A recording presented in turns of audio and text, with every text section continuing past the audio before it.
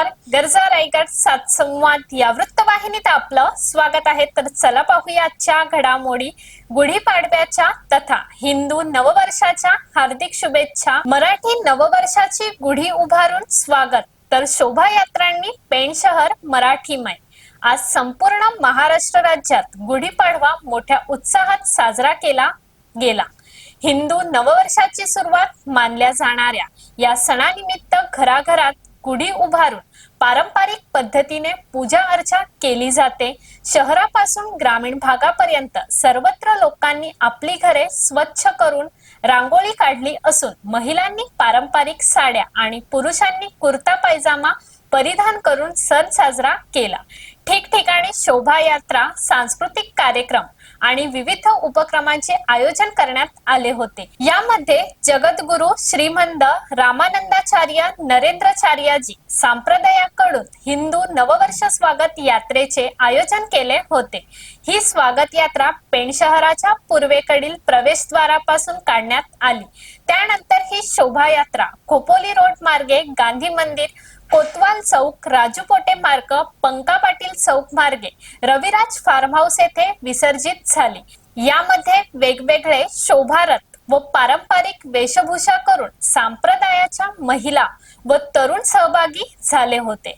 यामध्ये कलशधारी महिला, भगवे ध्वजाधारी, विविध सांस्कृतिक नृत्य प्रकार तसेच सामाजिक विषयांवरील देखावे हे या शोभायात्रेचे प्रमुख आकर्षक ठरले।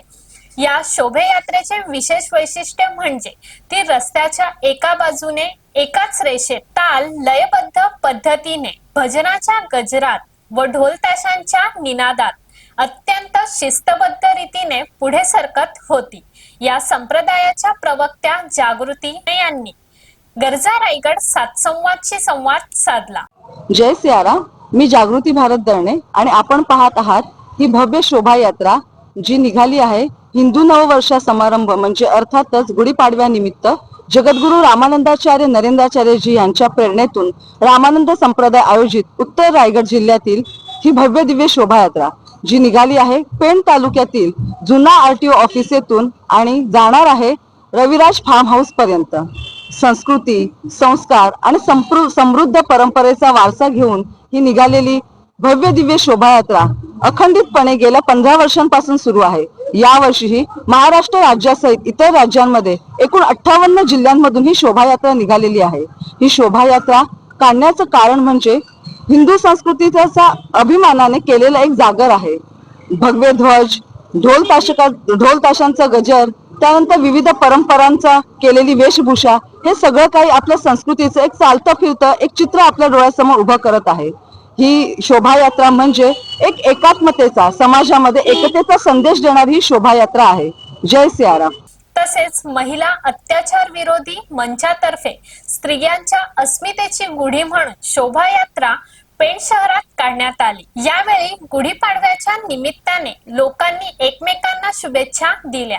या दिवशी गुढी उभारणे हे विजय, समृद्धी आणि नवीन सुरुवातीचे प्रतीक मानले जाते। नवीन वर्ष सर्वांच्या आयुष्यात सुख, शांती आणि समृद्धी घेऊन येऊ हीच आमच्या चॅनल तर्फे इच्छा। तर अशाच अनेक ताज्या घडामोडी पाहण्यासाठी गरजा रायगड सात संवाद या वृत्तवाहिनीला सबस्क्राइब करून बेल आयकॉन वरती क्लिक करा। धन्यवाद।